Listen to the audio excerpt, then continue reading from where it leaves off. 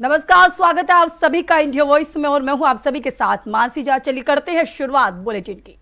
आपको बता दें, पश्चिम बंगाल की 292 संसदीय विधानसभा के लिए 4 मई को होने वाली मतगणना से पहले सुप्रीम कोर्ट से टीएमसी को बड़ा झटका लगा है। पश्चिम बंगाल विधानसभा चुनाव के लिए टीएमसी ने मतगणना अधिकारियों की नियुक्ति को लेकर के हाईकोर्ट के बाद अब सुप्रीम कोर्ट में याचिका दायर की थी, जिसमें टीएमसी को एक बार फिर से हार का मुंह देखना पड़ रहा है। बता दें आपको, दायर याचिका पर सुप्रीम कोर्ट ने फैसला लेते हुए याचिका को खारिज कर दिया है। तो वहीं कपिल सिब्बल ने टीएमसी पर पक्ष कोर्ट में रखा, लेकिन टीएमसी को राहत नहीं मिल सकी और टीएमसी की याचिका खारिज कर दी गई। तो वहीं कोर्ट ने कहा कि काउंटिंग में केंद्रीय कर्मचारियों की नियुक्ति नियमों के खिलाफ नहीं है। बेंच ने स्पष्ट किया है कि इस मामले में किसी भी तरह का या आदेश की आवश्यक नहीं है। तो वहीं सुप्रीम कोर्ट ने कोई आदेश की जरूरत नहीं कहते हुए याचिका पर कोई विशेष दिशा निर्देश जारी की है। क्या कुछ कहा, देखें इस रिपोर्ट में। पश्चिम बंगाल विधानसभा चुनाव के बीच टीएमसी ने मतगणना में केंद्रीय कर्मचारियों की नियुक्ति के विरोध में हाई कोर्ट के बाद अब सुप्रीम कोर्ट में याचिका दायर की थी, जिसमें उसे एक बार फिर हार का मुंह देखना पड़ा है। सुप्रीम कोर्ट ने फैसला लेते हुए याचिका को खारिज कर दिया है। कपिल सिब्बल ने टीएमसी का पक्ष कोर्ट में रखा, लेकिन टीएमसी को राहत नहीं मिल सकी। इस दौरान कपिल सिब्बल ने कहा कि कोर्ट में टीएमसी ने दावा किया था कि यह सर्कुलर गलत है और इसे जारी नहीं किया जाना चाहिए था। हाई कोर्ट में जो टीएमसी ने दावा किया था वो ये था कि ये सर्कुलर गलत है और ये सर्कुलर होना नहीं चाहिए, क्योंकि इस सर्कुलर के अंतर्गत ये कहा गया है कि कमीशन को ये जानकारी है कि और कई जगह से जानकारी मिली है कि वहाँ इलेक्शन के दौरान कुछ प्रॉब्लम्स होने वाली हैं हर बूथ में। तो इस वजह से इलेक्शन कमीशन ने ये तय किया है कि हर बूथ पे एक सेंट्रल गवर्नमेंट का नॉमिनी होगा। सुप्रीम कोर्ट द्वारा टीएमसी की याचिका खारिज होने पर अब सियासत भी गरमाती हुई नजर आ रही है। बीजेपी नेताओं ने टीएमसी पर तंज कसते हुए कहा है कि ये लोग हर बार सुप्रीम कोर्ट जाते हैं और वहां से मुंह की खाकर आ जाते हैं। जिस प्रकार से तृणमूल कांग्रेस ने अनर्गल निराधार आरोपों को मुद्दा बनाकर सर्वोच्च न्यायालय जाने का प्रयास किया, ये भी उनकी चिर परिचित छटपटाहट और बौखलाहट का ही एक प्रमाण है। विगत 10-12 वर्षों में भिन्न भिन्न न्यायालय के स्तरों पर लगभग 80 बार से अधिक टीएमसी कोर्ट जा चुकी है और हर बार उसे मुंह की खानी पड़ी। सर्वोच्च न्यायालय ने भी आज स्पष्ट रूप से संवैधानिक दृष्टि से तृणमूल कांग्रेस की याचिका खारिज कर दी। देखिए, टीएमसी गई थी वहाँ पे क्योंकि उनको चाहिए था कि पश्चिम बंगाल के जो सरकारी कर्मचारी हैं उनको देखकर, जो टीएमसी के ऑर्गेनाइजेशन में हैं उनको देके काउंटिंग का काम कराना चाहते थे। इसीलिए जब इलेक्शन कमीशन ने ये डिसीजन लिया कि वो सेंट्रल गवर्नमेंट एम्प्लॉइज से काउंटिंग करवाएंगे, तब तृणमूल कांग्रेस ने कोशिश किया कि इसको जैसे भी हो रोका जाए। और इसी के कारण तृणमूल कांग्रेस सुप्रीम कोर्ट गई। और मैं ऑन लाइटर मोड ये बोलना चाहूँगा, पहले भी बोल चुका हूँ कि कल्याण बनर्जी को सुप्रीम कोर्ट मत भेजा करिए। जब तक भेजेंगे वो हारता ही रहेगा। वो अच्छे लॉयर नहीं है, कोई अच्छे लॉयर भेजिए। हाई कोर्ट में हारा, सुप्रीम कोर्ट में हारा। जो जनता के सामने हार गया है वो कहीं नहीं जीत सकता है। हार की ये सिलसिला शुरू हुआ 4 तारीख, हार के वो बाहर जाएंगे सत्ता से। हालांकि टीएमसी नेताओं ने कहा है कि हमने सुप्रीम कोर्ट से गुहार लगाई, लेकिन सुप्रीम कोर्ट ने कहा कि अपने 13 अप्रैल के आदेश में उसने मतगणना दलों के चयन का अधिकार चुनाव आयोग पर छोड़ दिया था। It's a simple Supreme Court order. We had asked that both state government employees and central government employees should be included in the counting parties.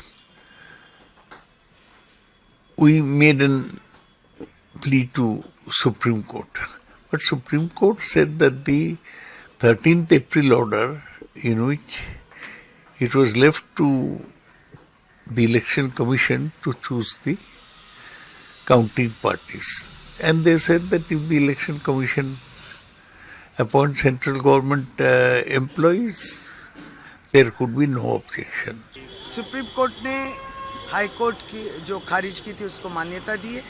ECI की सर्कुलर को बोले हैं वो कार्यकारी करने के लिए।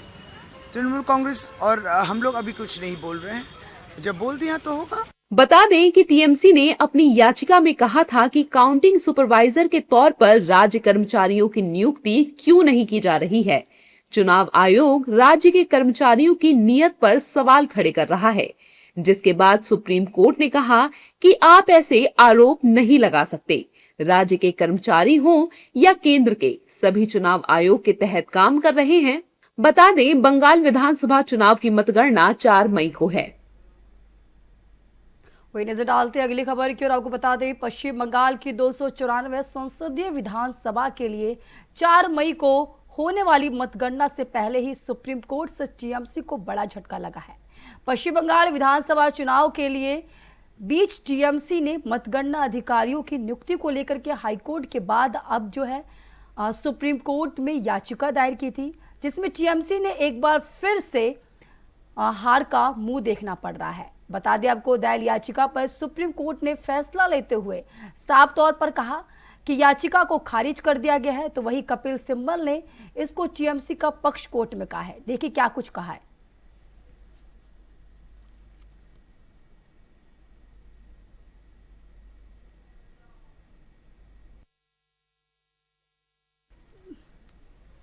वही बता दें आपको, पश्चिम बंगाल में विधानसभा चुनाव तो हो गए हैं, लेकिन सियासत जो है अभी भी बरकरार होती हुई नजर आ रही है। लोग एक दूसरे पर तंज कसते हुए नजर आ रहे हैं, लेकिन सियासी जंग पूरी तरीके से अभी भी छिड़ी हुई है। अब कांग्रेस नेता अधीर रंजन चौधरी ने ममता सरकार पर बड़ा निशाना साधा है।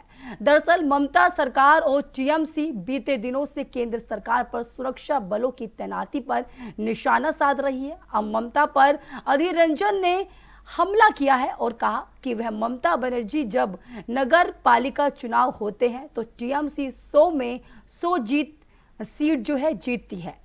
टीएमसी के गुंडे जुट जाते हैं और इकट्ठा हो जाते हैं, और वही ममता केंद्र सुरक्षा बलों को गलत क्यों कह रही है, चोर ही धर्म की बात क्यों बता रही है। क्या कुछ कहा, देखिए इस रिपोर्ट में। पश्चिम बंगाल में विधानसभा के चुनाव तो हो गए, लेकिन सियासी जंग छिड़ी हुई है। अब कांग्रेस नेता अधीर रंजन चौधरी ने ममता बनर्जी पर बड़ा निशाना साधा है। दरअसल ममता बनर्जी और टीएमसी बीते दिनों से केंद्र सरकार और केंद्रीय सुरक्षा बलों की तैनाती पर निशाना साध रही है। अब ममता बनर्जी पर अधीर रंजन ने हमला किया और कहा कि जब नगर पालिका चुनाव होते हैं तो टीएमसी 100 में से 100 सीट जीतती है, क्योंकि टीएमसी के गुंडे लूट करते हैं। और अब वही ममता बनर्जी सुरक्षा बलों को गलत क्यों कह रही है, चोरी धर्म की बात क्यों बता रहा है। जब नगर पालिका चुनाव होते हैं, जब समवाय के चुनाव होते हैं, और मान लो सेल्फ हेल्प ग्रुप का भी जब चुनाव होते हैं, और तृणमूल पार्टी हर जगह जीतते हैं और 100 में 100 जीतते हैं। इसका पीछे राज ये है, पूरा लूट चलते हैं पुलिस बल को साथ मिलकर। पुलिस बल और सत्तारूढ़ पार्टी के जितने दरिंदों हैं, गुंडे हैं, सब मिलकर एकजुट होकर सुनियोजित तरीके से लूट चलते हैं। यहाँ तक भी हम देखा है कि बैलेट पेपर गिनती के लिए जब बीडीओ ऑफिस जाते हैं, वहाँ बैलेट पेपर बॉक्स पूरा बदलते हुए नया बैलेट पेपर बीडीओ खुद डाल देते हैं। तो इस बंगाल में धर्म के बाद, चुनावी धर्म की बात कौन करे। अगर चोर हमें धर्म की बात सुनाए तो हम कैसे मानेंगे। नामांकन भरने नहीं दिया जाते बंगाल में, नामांकन नहीं भरने दिया जाते जब पंचायत और नगर पालिका चुनाव होते हैं। अधीर रंजन ने आगे कहा कि बंगाल में डराना, लूट करना, चोरी करना आम बात है, लेकिन केंद्रीय बलों की तैनाती से आम लोगों में डर खत्म हुआ। ये जो केंद्रीय बल की तैनाती से लोग बिना डरे चुनाव में शिरकत किए, मतदान किए। फर्क यही है इसमें, और कुछ नहीं। बंगाल में चुनाव में धांधली, चोरी, लूट, डराना, भयभीत की माहौल पैदा करना, ये आम बात है। सारे बंगाल के आम लोग इसमें भारी भरकम परिचित भी है। वो जानते हैं चुनाव में टीएमसी क्या करते हैं और अब चुनाव में क्या हो रहा है। इसका मतलब ये नहीं कि मैं बीजेपी पार्टी को सराहना करता है, कभी नहीं। मैं सिर्फ चुनाव के दिन, सिर्फ और सिर्फ चुनाव के दिन केंद्रीय बल की तैनाती और उनकी तत्परता से आम लोग भयभीत ना होकर मतदान किया, यही मैं कहना चाहता हूँ। दरअसल पहले और दूसरे फेज के चुनाव में केंद्रीय बलों की तैनाती के बाद लोगों ने जमकर मतदान किया। दोनों चरणों को मिलाकर 92.47% मतदान हुआ, जो कि रिकॉर्ड मतदान था। हालांकि ममता बनर्जी और टीएमसी अभी भी केंद्र सरकार पर लूट का आरोप लगा रही है, जिस पर पलटवार अधीर रंजन ने किया है।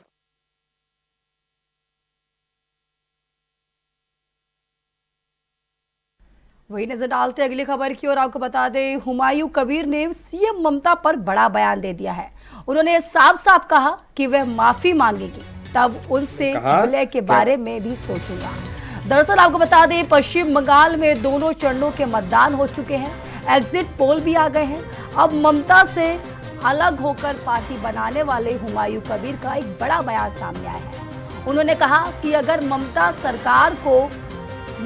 बनर्जी जो है अपनी सरकार बनानी है तो वह मुझसे कान पकड़कर माफी मांगी। क्या कुछ कहा, देखिए इस रिपोर्ट। जो हुमायूं कबीर ने ममता बनर्जी पर बड़ा बयान दे दिया है। साफ साफ लफ्जों में उन्होंने कहा कि अगर ममता बनर्जी माफी मांगेंगी तब फिर मैं उनसे विलय के बारे में सोचूंगा। दरअसल पश्चिम बंगाल में दोनों चरणों का मतदान पूरा हो चुका है, एग्जिट पोल भी आ गए हैं। अब ममता से अलग होकर पार्टी बनाने वाले हुमायूं कबीर का बड़ा बयान आया है। उन्होंने कहा कि अगर ममता बनर्जी को सरकार बनानी है तो वो मुझसे कान पकड़कर माफी मांगे। मैं सवाल ही नहीं उठते, टीएमसी के जाने का कोई सवाल ही नहीं उठते। वो मेरे को जो सीट जीतेगी वो सीट को कोई सपोर्ट के लिए वो मेरा पास आएगी। वो जो गलत किया, आम आदमी को साथ जो गलत किया, जो झूठा काम किया, जो नौकरी सेल किया, जो आम आदमी को ऊपर जिजिया कर लिया, वो सब सारे काम से क्षमा मांगेंगी। वो कान पकड़ के वो बोलेगी कभी यार ये सब काम नहीं करेगी, तो मैं सोचूंगी क्या हो। हुमायूं कबीर ने आगे कहा कि बंगाल में कोई भी पार्टी बहुमत के लिए 148 के आंकड़े तक नहीं पहुंचेगी। मेरे को अभी नहीं बोल सकता, वेट कर लीजिए ना। 24 जाने का बाद जो आने वाला मंडे दिन आएगी तो सुबह सुबह 10 से 11 बजे तक आपको मिल जाएगी। मेरे को सपोर्ट भी नहीं, कोई सरकार नहीं बनेगी, ये मेरे को। उन्होंने तो यहाँ तक कह दिया कि 4 तारीख को मेरा जन्मदिन भी है और जनता ने मुझे अच्छे नंबर दिए हैं। 4 तारीख के आराम से हुमायूं कबीर जीत रहा है। दोनों सीट में हुमायूं कबीर खुद जीत रहा है। उनको उम्मीदवार ज़्यादा से ज़्यादा जीत रहा है। आप वेट कर लीजिए, देख लीजिए। सिर्फ जो मंडे के दिन में मेरा जन्म बार भी मंडे है। मंडे सुबह भोर 4 बजे मेरा 63 साल पहले मेरा जन्म हुआ। फिर नया पॉलिटिकल नया जो जन्म मेरा आ रहा है, मंडे का दिन बहुत अच्छा होगा, यही बोल रहा है। एग्जिट पोल्स में बीजेपी की सरकार बनती हुई पश्चिम बंगाल में दिख रही है, जबकि कुछ एग्जिट पोल्स हैं जो टीएमसी की सरकार बनाते हुए दिखा रहे हैं, जबकि अन्य को भी कुछ कुछ सीटें मिलती दिख रही हैं। हालांकि एग्जैक्ट नतीजे सोमवार को आ पाएंगे और तब पता चल जाएगा कि कौन पश्चिम बंगाल की सत्ता पर बैठ रहा है। चलिए, वक्त हो चुका है एक ब्रेक का। ब्रेक के बाद खबरों का सिलसिला यूं ही बरकरार रहेगा। ब्रेक के बाद एक बार फिर से आप सभी का स्वागत है। नजर डालते हैं खबर की और आपको बता दें, आम आदमी पार्टी छोड़कर बीजेपी में शामिल हुए राज्यसभा सांसद संदीप पाठक बड़ी कानूनी में फंसते हुए नजर दिखाई दे रहे हैं। वही बता दें आपको, संदीप पाठक के खिलाफ जो है पंजाब में 2 एफआईआर दर्ज की गई है। गैर जमानती अपराधों के तहत जो है पंजाब के 2 जिलों में संदीप पाठक के खिलाफ मुकदमा दर्ज किया गया है। इस मामले में पंजाब पुलिस किसी भी समय कार्रवाई कर सकती है। क्या है पूरा मामला, देखिए इस रिपोर्ट। इनकी है संदीप पाठक। आम आदमी पार्टी छोड़कर बीजेपी में शामिल हुए राज्यसभा सांसद संदीप पाठक बड़ी कानूनी अड़चन में फंसते दिखाई दे रहे हैं। संदीप पाठक के खिलाफ पंजाब में 2 एफआईआर दर्ज की गई हैं। गैर जमानती अपराधों के तहत पंजाब के 2 जिलों में संदीप पाठक के खिलाफ मुकदमा दर्ज हुआ है। इन मामलों में पंजाब पुलिस ने दिल्ली स्थित संदीप पाठक के आवास पर बंदिश भी दी है। संदीप पाठक ने राघव चड्ढा और अशोक मित्तल के साथ बीजेपी ज्वाइन की है। संदीप पाठक पर एफआईआर होने के बाद बीजेपी नेताओं ने पंजाब सरकार और अरविंद केजरीवाल को जमकर घेरा है। जो पहले आपके हीरो थे अब वही आपके विलेन हो गए हैं। तो जो लोग अभी तक जो है वो एजेंसीज के दुरुपयोग की दुहाई देते थे, उसका रोना करते थे, उसकी विलाप मंडली दिखाई पड़ती थी, वो क्या करते हुए दिखाई पड़ रहे हैं। तो ये इस बात को जो है वो समझना चाहिए कि जो चीज़ें आप जो है वो दूसरों के लिए फेक एंड फैब्रिकेटेड किस्से कहानियाँ गढ़ के करते थे, आज तो आप तो बिल्कुल हकीकत में वो सामने आ रहे हैं। तो इसीलिए आम अमरूद पार्टी जो भी हो उसको ये समझ में नहीं आ रहा है कि वो जो है वो किस रास्ते पे जा रही है। अभी हाल ही में 7 राज्यसभा सदस्य जो हैं वो भाजपा में जुड़ गए आम आदमी पार्टी के, और तुरंत अब हम देख रहे हैं कि उनके ही एक पूर्व सदस्य के ऊपर में एफआईआर हो गए हैं। प्रश्न तो उठता है कि हमेशा आम आदमी पार्टी जब उससे प्रश्न पूछे जाते हैं या वो कहीं कहीं जवाब नहीं दे पाती किसी विषय पे, तो ऐसा लगता है कि भटकाने के लिए, जनता का ध्यान भटकाने के लिए कुछ ना कुछ करते हैं। देखिए, पंजाब की आम आदमी पार्टी की सरकार सत्ता के नशे में है, और सत्ता का नशा तो असेंबली में भी दिखता है। सिर्फ सत्ता का नशा नहीं है, ओरिजिनल नशा भी करते हैं वो लोग, और उसी का नतीजा है कि अगर कोई भारतीय जनता पार्टी में आ गया तो उस पर मुकदमा करो, कार्रवाई करो, उसके खिलाफ वारंट निकालो। ये हरकत कर रही है वो, इससे कोई फर्क पड़ने वाला नहीं है। जानकारी के लिए बता दें कि आम आदमी पार्टी और पंजाब के मुख्यमंत्री भगवंत मान ने पार्टी छोड़ने वाले सांसदों को गद्दार कहा था। उन्होंने कहा था कि जिन सांसदों ने जनता के जनादेश का अपमान किया है वे किसी भी तरह की दया के पात्र नहीं है, क्योंकि वे पंजाब और पंजाबियों के गद्दार हैं। इससे एक बात तो साफ हो गई है कि 7 राज्यसभा सांसदों के बीजेपी में शामिल होने पर आम आदमी पार्टी तिलमिला गई है। यहाँ तक कि उन्हें पद से हटाने और कार्रवाई करने तक की मांग की जा रही है। इस मुद्दे पर मुख्यमंत्री भगवंत मान 5 मई को राष्ट्रपति से भी वही नजर डालते अगली खबर की और आपको बता दें, विपक्षी दलों ने सीएम भगवंत मान पर शराब पीकर विधानसभा को संबोधित करने का आरोप लगाया है। पंजाब में भगवंत मान सरकार लगातार जो है नशा मुक्त पंजाब बनाने की मांग उठा रही है, लेकिन शुक्रवार को खुद सीएम भगवंत मान पर शराब पीकर विधानसभा में बोलने का आरोप लगाया गया है। आपको बता दें, पंजाब विधानसभा में नेता प्रतिपक्ष प्रताप सिंह भाजपा ने सीएम भगवंत मान पर यह आरोप लगाया है। उन्होंने आरोप लगाया कि सीएम मान नशे की हालत में विधानसभा में संबोधित कर रहे थे। इस दौरान बीजेपी, कांग्रेस और अकाली दल के नेताओं ने एक साथ जांच की मांग उठाई है। क्या कुछ मामला है, देखिए इस रिपोर्ट। शुक्रवार को मुख्यमंत्री भगवंत मान पर शराब पीकर विधानसभा में बोलने का आरोप लगाया गया। पंजाब विधानसभा में नेता प्रतिपक्ष प्रताप सिंह बाजवा ने सीएम भगवंत मान पर आरोप लगाते हुए कहा कि सीएम नशे की हालत में विधानसभा को संबोधित कर रहे हैं। इस दौरान बीजेपी, कांग्रेस और अकाली दल के नेताओं ने एक साथ जांच की मांग भी उठाई है। अब इस मामले पर सियासी बयानबाजी भी तेज हो गई है। बीजेपी के नेताओं ने कहा है कि विधानसभा लोकतंत्र का मंदिर है और ऐसी जगह शराब पीकर जाना ठीक नहीं है। जब सत्ता के मदहोशी में और नशे की मदहोशी में, दोनों नशे जिसके सर पे चढ़े हों, और विधानसभा के पवित्र सदन में और कैबिनेट के अंदर जो कल हुआ है वो दुर्भाग्यपूर्ण है, चिंतनीय है। जो लोग युद्ध नशों के विरुद्ध चलाने की बात करते हैं वो खुद नशों में डूबे हैं। अब जो असेंबली में उनके मुख्यमंत्री भगवंत मान जी की जो अवस्था थी उस पे ये प्रश्न उठाया जा रहा था मीडिया में और कई सोशल मीडिया में कि क्या उन्होंने पी रखी थी और क्या उनका अल्कोहल टेस्ट होना चाहिए या नहीं होना चाहिए, क्योंकि ये तो विधान पालिका के अंदर की बात थी। भगवंत मान एक नशेड़ी कॉमेडियन है। वो कभी मुख्यमंत्री के लायक नहीं थे, नहीं है और नहीं रहेंगे। जिस व्यक्ति को अपना दायित्व और अपनी जिम्मेदारी की कोई समझ नहीं, वहां वो सिर्फ एक कॉमेडी शो करते रहते हैं। लेकिन इस बार जब वो आते हैं नशे में असेंबली में, this is the height of height. लोगों ने उनको नकारा है, आप पार्टी को खत्म किया है और आते हुए दिन में सीरियस लोग जो पॉलिटिक्स ऑफ परफॉर्मेंस करना चाहते हैं उन्हीं का स्वागत है। हालांकि विपक्षी दलों के नेताओं ने भी सीएम भगवंत मान को जमकर घेरा है। उन्होंने कहा है कि वो मुख्यमंत्री पद के योग्य नहीं है। ये पहली बार नहीं है जब उन्होंने शराब पीकर ये काम किया हो। इससे पहले भी उन्हें इसीलिए फ्लाइट्स से उतारा जा चुका है। दुखद, दुर्भाग्यपूर्ण ये स्थिति आ गई कि मुख्यमंत्री पंजाब के उन पर आरोप लग रहा है कि वो विधानसभा में नशे की हालत में शराब पीकर आए थे। ये पहला आरोप उन पर नहीं है।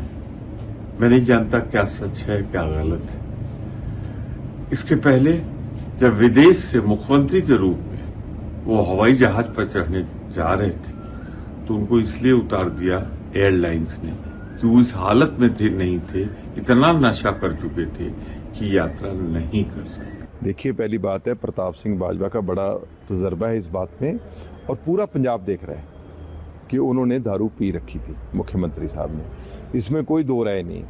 और खुद को पार्टी को भी उनके पता था, स्पीकर साहब को भी पता था। और ये पहली बार हुआ है कि विधानसभा में कोई आदमी, और वो भी स्टेट हेड जो है वो दारू पी के आया हो, क्योंकि पार्लियामेंट में तो इनके ऊपर दोष लगे ही हैं कि पार्लियामेंट में दारू पी के जाते थे बतौर MP। तो लेकिन बतौर मुख्यमंत्री कोई आदमी ऐसा काम करेगा, ये कभी पंजाब ने भी नहीं सोचा होगा, राजनीति में भी ये कभी हुआ नहीं होगा। इसको लेकर पंजाब में तमाम विपक्षी दल मुख्यमंत्री भगवंत मान पर हमलावर हैं। सभी ने इस मामले की जांच की मांग करते हुए विधानसभा का अपमान करने का आरोप भी लगाया है। फिलहाल इस मामले पर सियासी बवाल शुरू हो चुका है। ऐसे में अब पंजाब की आम आदमी पार्टी की सरकार सभी विपक्षी दलों के कटघरे में आकर खड़ी हो गई है। अगली खबर उत्तर प्रदेश के बदायूं से है। आपको बता दें, बदायूं में गंगा एक्सप्रेसवे का शुभारंभ 30 अप्रैल को प्रधानमंत्री नरेंद्र मोदी के द्वारा किया गया था।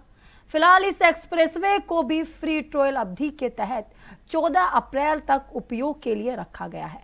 लेकिन इसके बावजूद मंत्रियों की ओर से आरोप लगाए जा रहे हैं कि इस मार्ग पर यात्रा करना अपेक्षा से कहीं अधिक महंगा पड़ रहा है। जानकारी के अनुसार बता दें, इस एक्सप्रेसवे का टोल वसूली की जिम्मेदारी जो है अडानी समूह को दी गई है। देखिए हमारे संवाददाता विजय कुमार की खास रिपोर्ट।